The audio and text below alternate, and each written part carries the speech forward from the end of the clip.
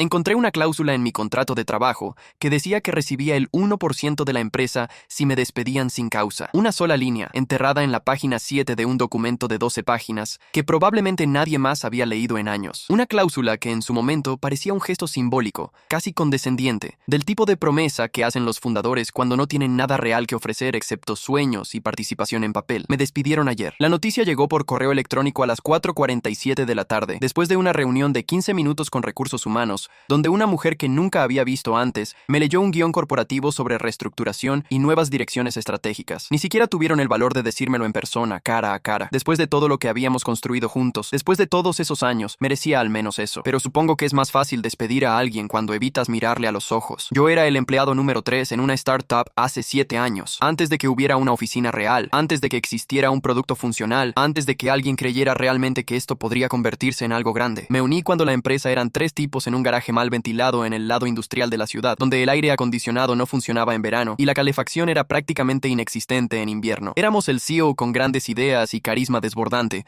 el cofundador técnico que entendía la visión pero necesitaba ayuda para ejecutarla, y yo, el tercer integrante que haría que las cosas realmente funcionaran. Sin salario durante los primeros 6 meses, $0, nada. Viví de mis ahorros, que no eran muchos después de pagar el alquiler y las facturas básicas. Comía lo más barato posible, cancelé mi membresía del gimnasio, dejé de salir con amigos los fines de semana porque no podía permitirme gastar dinero en cerveza o comida en restaurantes. Mi novia de ese entonces me dejó porque pensaba que estaba cometiendo un error masivo, tirando mi carrera por la ventana por una fantasía que probablemente fracasaría como el 90% de las startups, promesas de acciones y fideos instantáneos. Esa era nuestra realidad diaria. El CEO nos prometía que algún día, cuando esto despegara, todos seríamos millonarios. Nos hablaba de Google y Facebook, de cómo los primeros empleados se habían vuelto increíblemente ricos. Nos pintaba este futuro dorado mientras comíamos fideos baratos en tazas de plástico, el mismo almuerzo y cena durante meses. Desarrollé una extraña habilidad para hacer que los fideos instantáneos supieran diferentes agregando cualquier condimento gratis que pudiera encontrar en restaurantes de comida rápida. Construí la infraestructura desde cero. No había nada cuando llegué, solo ideas garabateadas en pizarras blancas y presentaciones de PowerPoint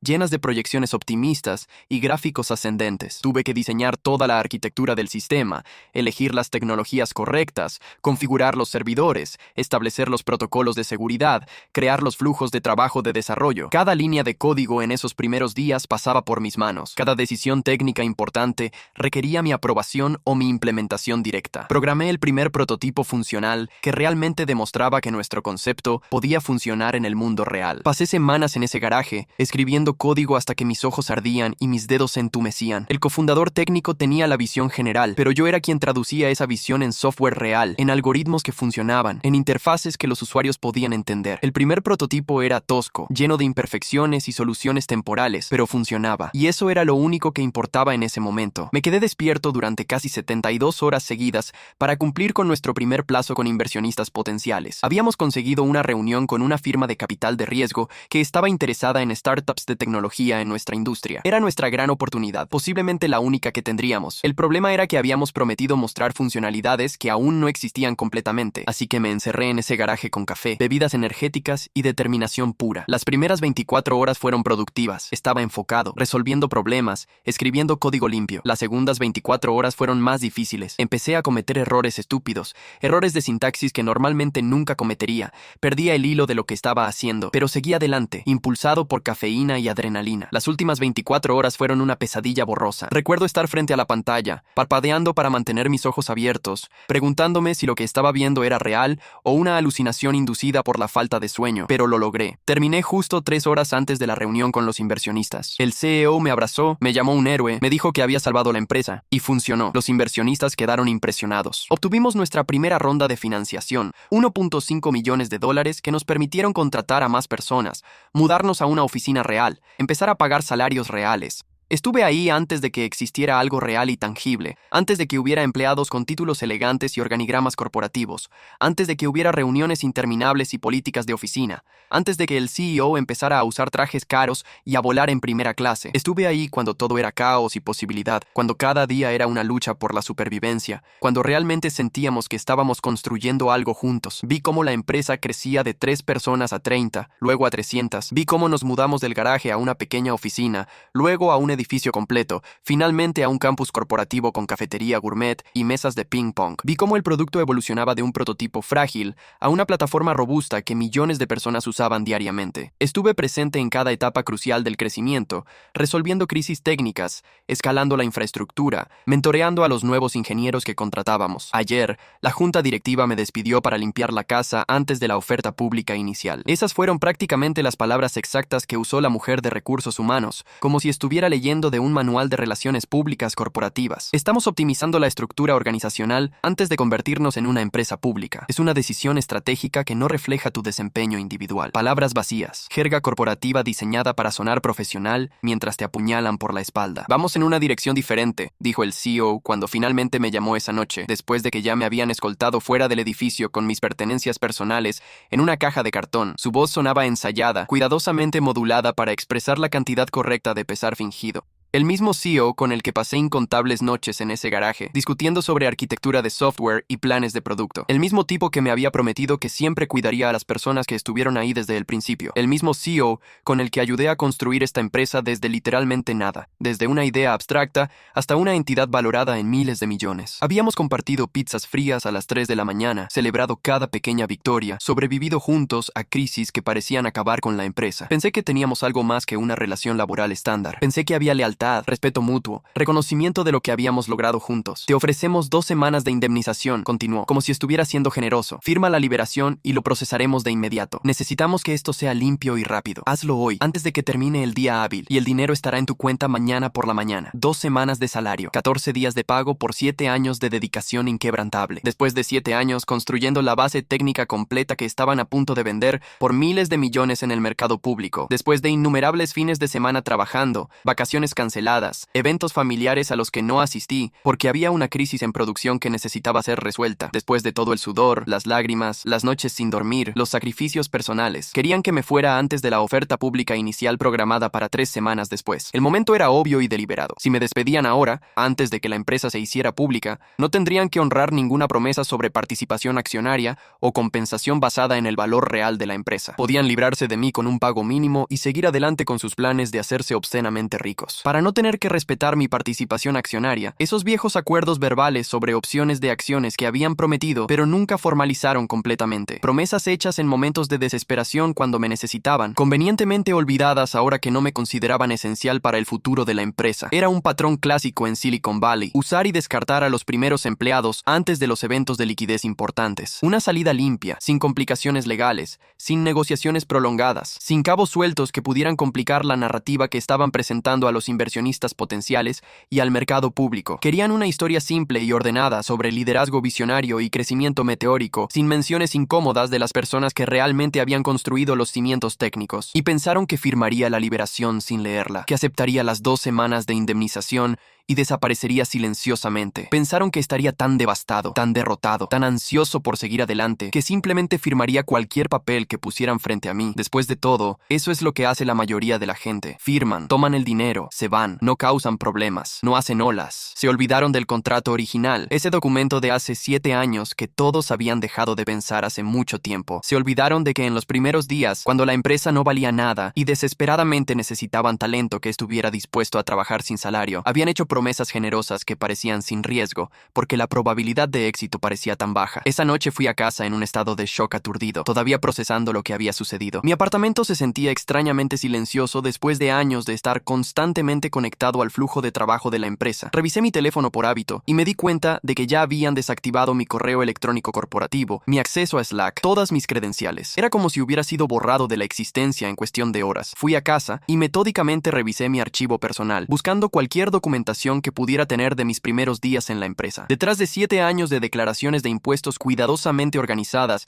y viejos estados de cuenta bancarios que había guardado por razones que ya no recordaba, lo encontré. Un papel amarillento de hace 7 años, las esquinas ligeramente dobladas, el texto impreso en una impresora de matriz de puntos barata, porque ni siquiera teníamos una impresora láser decente en ese garaje. El contrato laboral original, el documento que había firmado en esos primeros días caóticos, cuando todo era incertidumbre y esperanza, de cuando el fundador no podía pagar pagarme un salario real porque la empresa tenía exactamente cero ingresos y estábamos operando con los ahorros personales de los fundadores y tarjetas de crédito. De cuando él me necesitaba desesperadamente más de lo que yo lo necesitaba a él, cuando había docenas de otras oportunidades laborales que podría haber tomado con empresas establecidas que pagaban salarios reales. Había negociado una cláusula específica en ese contrato durante nuestras discusiones iniciales. Yo había insistido en algún tipo de protección, alguna garantía de que si las cosas no funcionaban, si decidían deshacerse de mí sin una buena razón, no me quedaría con absolutamente nada después de invertir meses o años de mi vida en su sueño. La cláusula 4B, enterrada en el medio del documento donde nadie pensaría en buscar. Si el empleado era despedido sin causa justificada,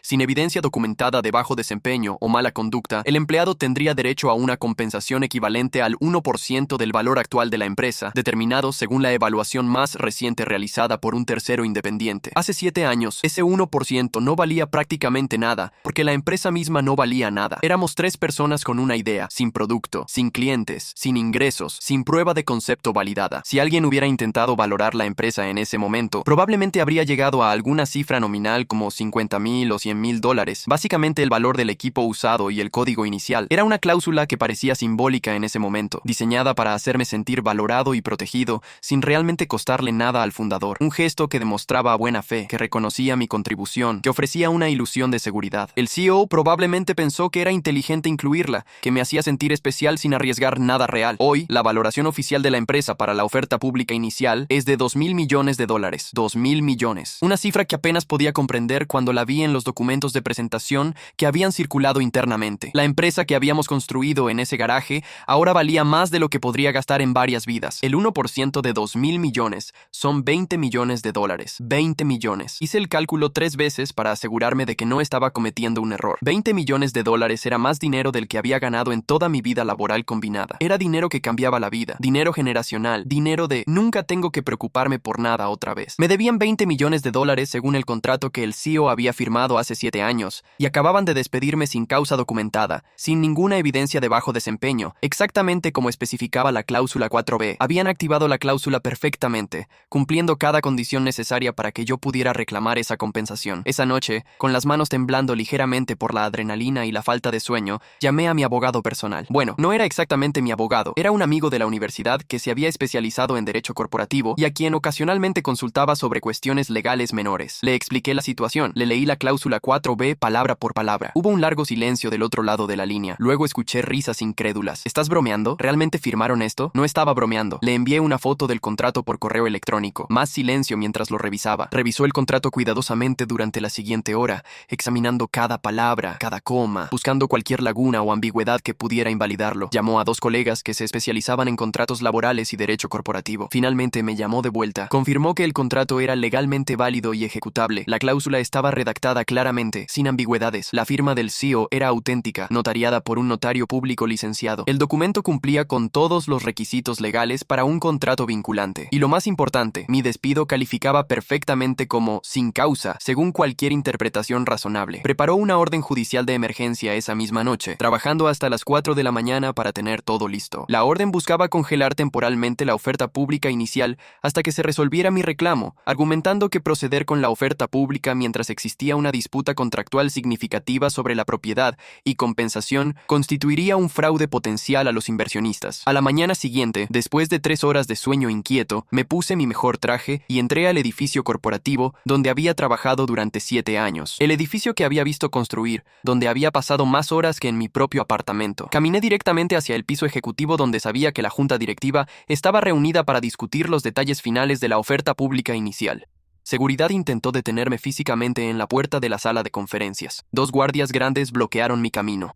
Señor, lo siento, pero ya no trabaja aquí. Su acceso ha sido revocado. Necesito pedirle que abandone el edificio inmediatamente o tendremos que llamar a la policía. Mi abogado, que había estado caminando 2 pasos detrás de mí, dio un paso al frente con su maletín de cuero. Tenemos un asunto legal urgente que discutir con la junta directiva. Estamos aquí bajo el amparo de una notificación legal formal. Le sugiero fuertemente que nos deje pasar o su empresa enfrentará cargos adicionales de obstrucción. Los guardias miraron entre ellos, claramente inseguros de cómo proceder. Uno de ellos habló por su radio, consultando con alguien más arriba en la cadena de mando. Después de un minuto tenso, Recibieron instrucciones de dejarnos pasar. Abrieron las puertas de la sala de conferencias. Nos dejaron entrar y la escena que vi era exactamente lo que había imaginado. La sala estaba llena de las personas más poderosas de la empresa. El CEO en la cabecera de la mesa larga de caoba, luciendo bronceado y confiado en un traje que probablemente costaba más que mi alquiler mensual. El director financiero a su derecha, rodeado de hojas de cálculo y proyecciones financieras. Los inversionistas principales de las 3 firmas de capital de riesgo más grandes que habían financiado nuestras rondas Series B, C y D. Los asesores legales externos, probablemente cobrando $1,000 por hora. Todos los arquitectos de mi despedimiento reunidos en una habitación. Todos se giraron simultáneamente para mirarme cuando entramos. El silencio en la sala era absoluto. Podía ver la confusión en sus rostros, luego el reconocimiento, luego algo parecido a la alarma. Yo no debería estar ahí. Yo era el problema que supuestamente habían resuelto ayer. El CEO fue el primero en recuperar la compostura. Sonrió con desprecio. Esa sonrisa condescendiente que había perfeccionado durante años de reuniones con inversionistas y presentaciones de ventas. Usted fue despedido ayer. Su presencia aquí es inapropiada. Seguridad debería haberlo detenido abajo. Lo escoltarán fuera del edificio inmediatamente. Mi abogado, con un movimiento teatral perfectamente calculado, puso un documento oficial sobre la mesa de conferencias, deslizándolo hasta que quedó directamente frente al CEO. Esta es una orden judicial preliminar emitida esta mañana por el Tribunal Superior. Estamos congelando formalmente la oferta pública inicial hasta que se resuelva completamente el reclamo por despido injustificado de mi cliente. La sonrisa del CEO desapareció como si alguien hubiera apagado un interruptor. Su rostro pasó de confianza a confusión a algo parecido al miedo en cuestión de segundos. ¿Qué reclamo? ¿De qué está hablando? El despido fue completamente legal. Tenemos derecho a reestructurar como consideremos conveniente. Mi abogado sacó una copia del contrato original de su maletín, colocándolo junto a la orden judicial. Cláusula 4B del contrato de empleo original firmado hace 7 años. Su empresa despidió a mi cliente ayer sin causa documentada, sin ninguna evidencia de bajo desempeño o mala conducta. Según este acuerdo legalmente vinculante,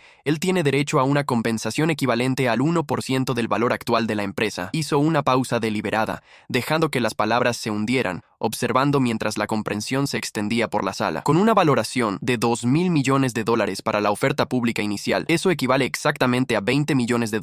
Estamos aquí para reclamar formalmente esa compensación. La sala quedó en un silencio absoluto y pesado. Podía escuchar el zumbido del aire acondicionado, el tic-tac débil de un reloj en la pared. Nadie se movía, nadie respiraba. $20 millones.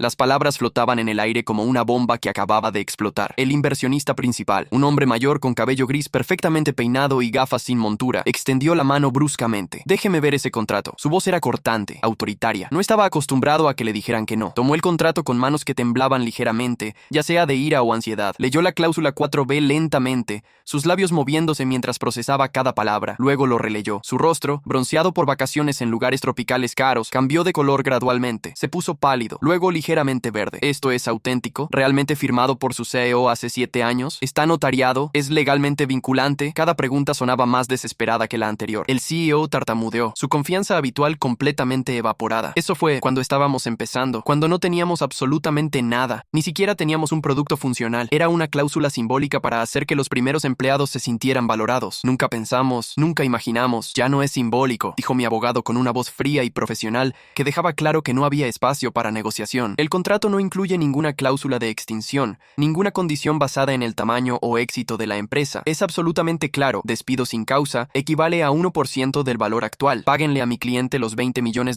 que le deben legalmente, o bloqueamos la oferta pública inicial y llevamos este asunto a los tribunales donde, les garantizo, la empresa perderá y además enfrentará daños adicionales y costos legales masivos. Los inversionistas empezaron a hablar todos al mismo tiempo, sus voces superponiéndose en un caos de pánico y frustración. No podemos retrasar la oferta pública inicial. Hemos invertido demasiado en llegar a este punto. La ventana del mercado es perfecta ahora mismo, pero se cierra en 2 semanas máximo. Si esto se filtra a la prensa, si los medios de tecnología se enteran de esta disputa, nuestra valoración se desploma. Los inversionistas públicos huirán. ¿Cuántos otros contratos como este existen?, preguntó otro inversionista, su voz llena de sospecha. ¿Cuántos otros empleados iniciales tienen cláusulas similares escondidas en documentos viejos? La implicación era clara. Esto podría ser solo la punta del iceberg. El CEO miró desesperadamente a su asesor legal principal, el socio senior de un bufete prestigioso que la empresa pagaba millones al año. ¿Podemos pelear esto en los tribunales? ¿Hay alguna manera de invalidar el contrato? ¿Alguna laguna legal que podamos explotar? El abogado, un hombre en sus 50 con un traje gris conservador, tomó el contrato y lo examinó durante varios minutos que se sintieron como horas. Todos esperamos mientras él leía cuidadosamente, buscando cualquier salida posible. Finalmente negó con la cabeza lentamente. La cláusula es clara e inequívoca. No hay ambigüedad en el lenguaje. La firma es válida y está notariada apropiadamente. El documento cumple con todos los requisitos para un contrato ejecutable, y el despido de ayer definitivamente califica como sin causa bajo cualquier estándar legal razonable. No presentaron ninguna documentación de bajo desempeño, ninguna advertencia previa, ninguna justificación específica. Hizo una pausa, eligiendo sus palabras cuidadosamente. Si procedemos a juicio, la empresa perderá. Y no solo perderemos, sino que el proceso legal probablemente tomará de 6 a 12 meses, destruyendo completamente la ventana de la oferta pública inicial. La publicidad negativa sería devastadora. Los inversionistas institucionales se retirarían. La valoración colapsaría. Además, un juez podría ordenar daños punitivos adicionales por intentar evadir un contrato válido. El inversionista principal tomó la decisión con la autoridad fría de alguien acostumbrado a hacer movimientos de miles de millones. Escríbanle el cheque hoy mismo, ahora. Que firme una liberación completa que cubra cualquier otro posible reclamo y que este asunto desaparezca permanentemente. No podemos arriesgarnos a que esto explote públicamente. El CEO me miró con puro odio no disimulado, sus ojos entrecerrándose con una intensidad que habría sido intimidante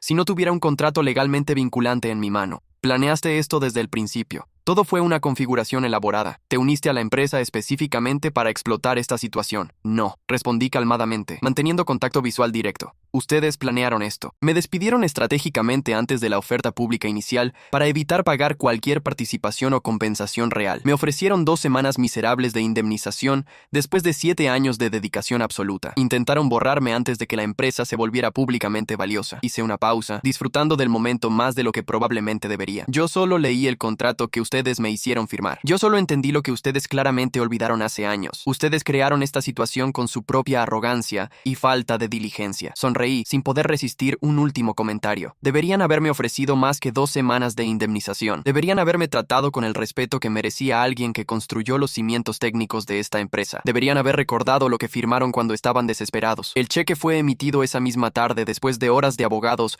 redactando acuerdos de liberación y confidencialidad. $20 millones transferidos electrónicamente a mi cuenta bancaria personal antes de que cerrara el mercado a las 4 p.m. hora del este. Vi la notificación en mi teléfono, el número con todos esos ceros, y tuve que sentarme porque mis piernas de repente se sentían débiles. Firmé la liberación después de que mi abogado la revisara exhaustivamente línea por línea. Un documento de 40 páginas que básicamente decía que nunca hablaría públicamente sobre esto, nunca demandaría a la empresa por nada más, nunca revelaría detalles de mi tiempo allí. Un precio pequeño a pagar por seguridad financiera de por vida. Salí de ese edificio por última vez, caminando por el vestíbulo de mármol, donde había entrado miles de veces durante 7 años. Pasé el escritorio de seguridad donde los guardias me observaron salir con expresiones cuidadosamente neutrales. Empujé las puertas de vidrio y salí al aire libre de la tarde, sintiendo el sol en mi rostro. La oferta pública inicial se realizó exactamente según lo programado la semana siguiente. Los documentos de presentación fueron aprobados, las acciones salieron a la venta, el mercado respondió con entusiasmo. El precio de las acciones subió un 40% el primer día de negociación,